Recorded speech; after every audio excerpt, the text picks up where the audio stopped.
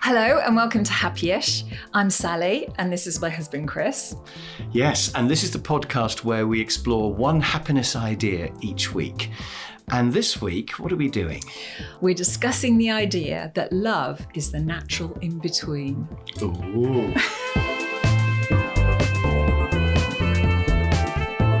So, love is the natural in-between. That is an odd phrase, although I've heard it a lot because you're always saying it.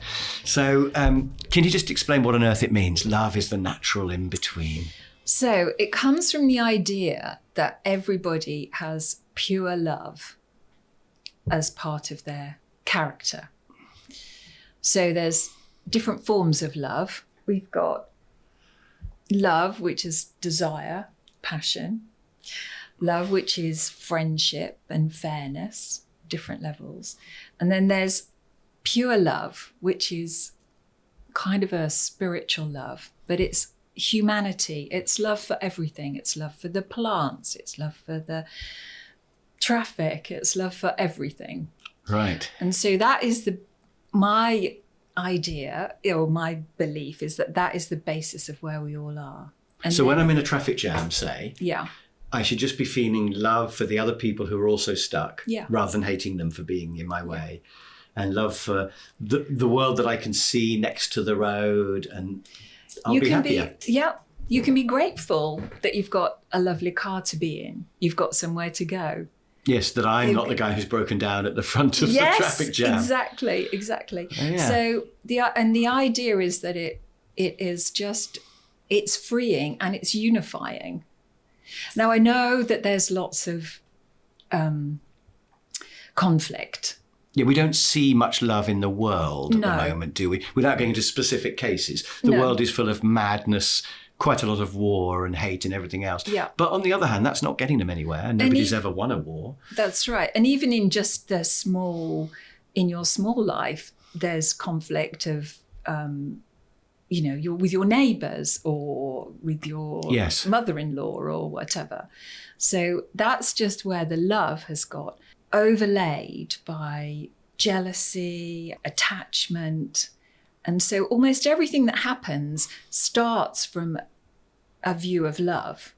So you meet a woman and you want to be with her all the time, so you can say that you love her, but then you don't want her to go out, and so then it becomes jealousy and control, and that all just overlays the love. So the idea is that love is the beginning of everything. Yes.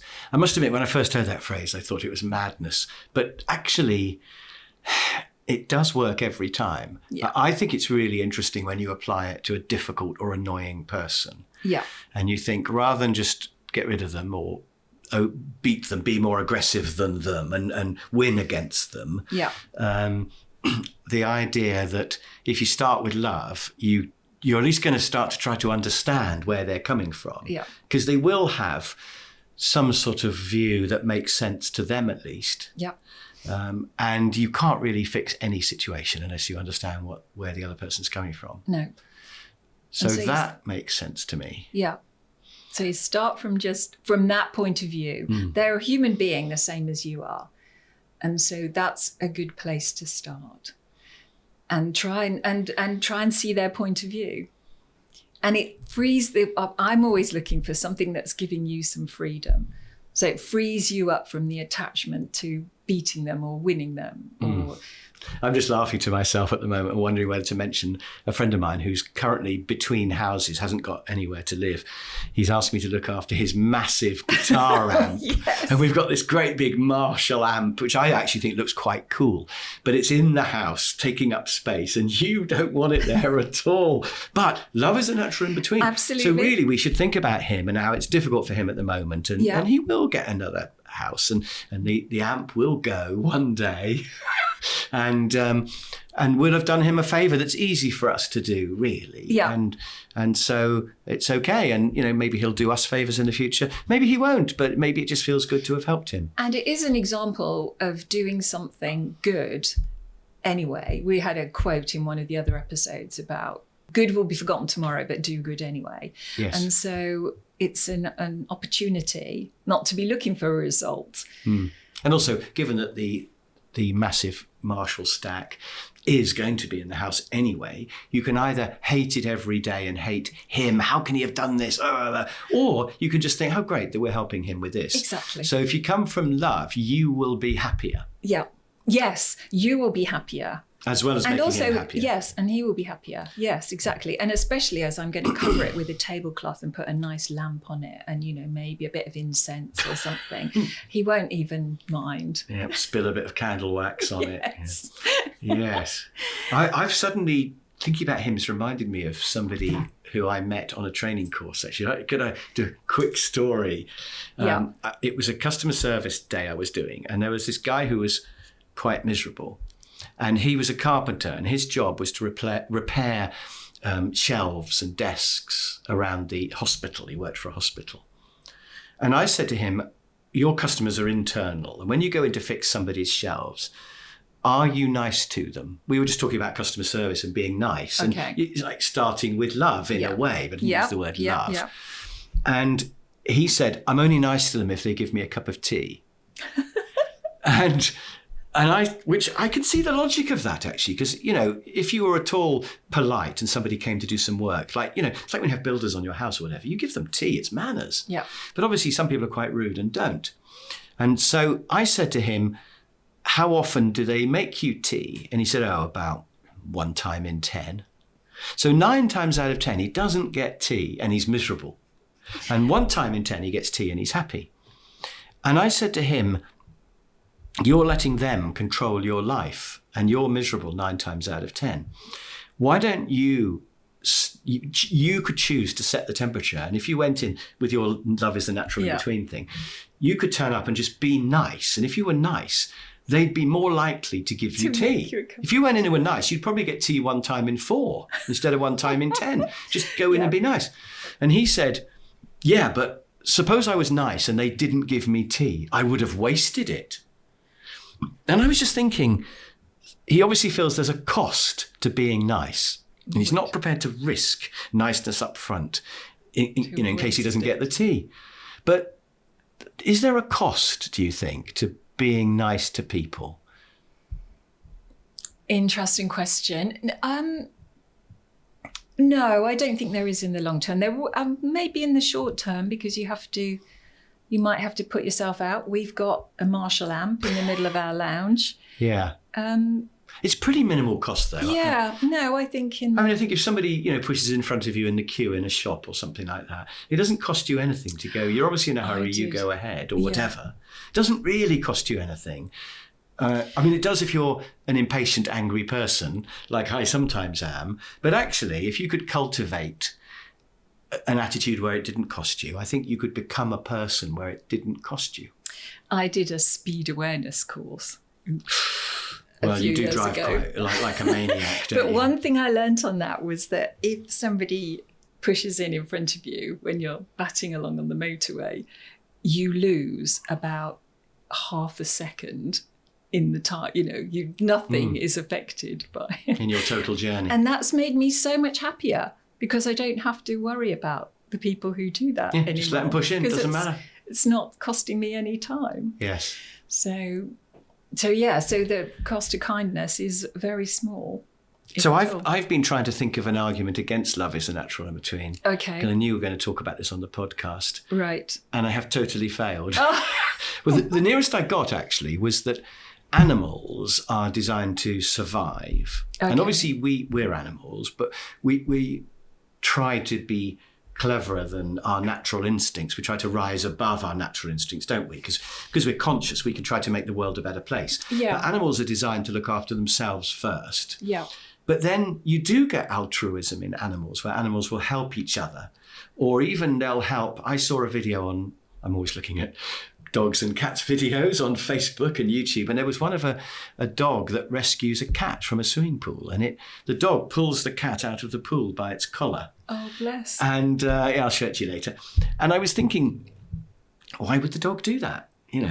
And so even animals can be altruistic. And we would do it because we would feel good about rescuing the cat, wouldn't we? Yes.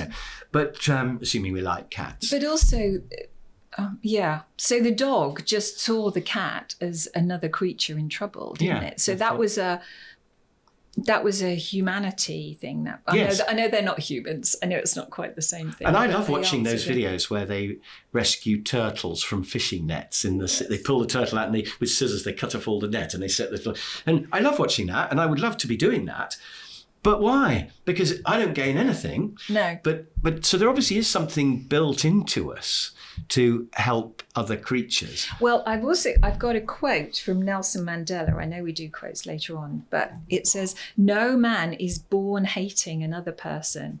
People must learn to hate so they can be taught to love, which comes naturally to the human heart."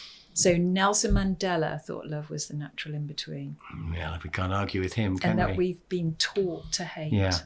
And I think genetically it helps us, because if we help other people, they're more likely to help us. Yeah. And I think that's why we have altruism, actually. I think it sort of goes a bit wrong when we help things like turtles or cats, but I think it's actually designed into us to help other people, because they will then help us. And also they might be related to us. So genetically we want to help. So you're going to help family members, and you're going to help members of your tribe. Yeah. And so I think there are perfectly good reasons why it pays us to help other people.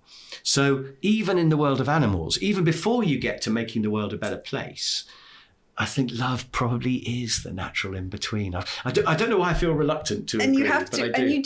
And I'm looking for it as a tool for happiness. It helps me.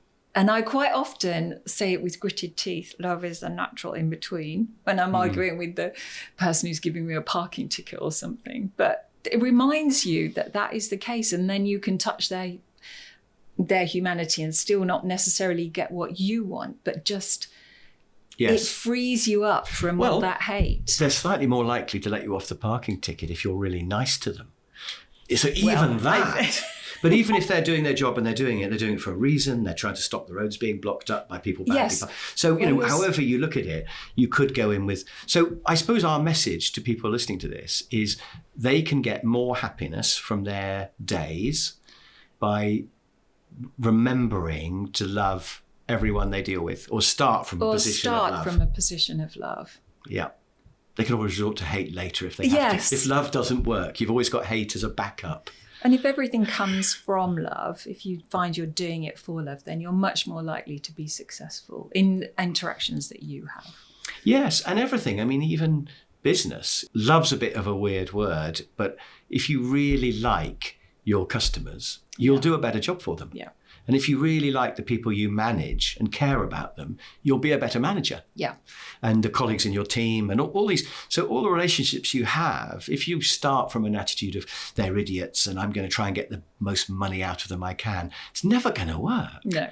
So actually this does apply to everything, doesn't it? I'm realising as we talk. I never thought about this before. This is actually really interesting. First time you've done it. Brilliant. So yeah. So there we are. That is love is the natural in-between, folks. Okay. That was one of Sally's subjects that she brought to this, and how great that she brought it.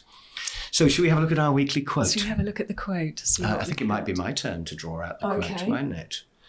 Go for it. And the quotation this week is, I like this. For every minute you're angry, you lose 60 seconds of happiness. That's by Ralph Waldo Emerson. Okay. For every minute you're angry, you lose 60 seconds of happiness. Yeah. We're going to come to negative emotions later, aren't we? Yeah. But anger, I read somewhere that being angry, actually I think it was hate, but it's very similar. Anger and hate are like drinking poison and hoping the other person will die. Because if you're just sitting there, if you're really angry with another car driver, they don't even know. No. It doesn't affect them at all. You're the one drinking the poison and it has no effect on them. In fact, it's just 60 seconds of happiness gone, isn't it? It's madness. You love to do just a little, you go do a little double toot on your horn and you go, then they know that I'm angry, or they know that I don't really mean it, or whatever. And no, they don't. It's really hard to communicate with other drivers, isn't it? And that's one of the difficult things about it's a good example. Traffic jams. So I think that's a great quote. And we will explore that more, because I guess some people listening to that quote, for every minute you're angry, you lose 60 seconds of happiness. They'll be thinking, but I can't help getting angry. I can't help it. It just happens. But we will explore in an episode quite soon the idea that you actually can control your emotions. Oh, okay. Right. And I think that's really important because you're right. Anger does blot out happiness. And it's a real shame when it does. So that's something else we need to come back to. Excellent.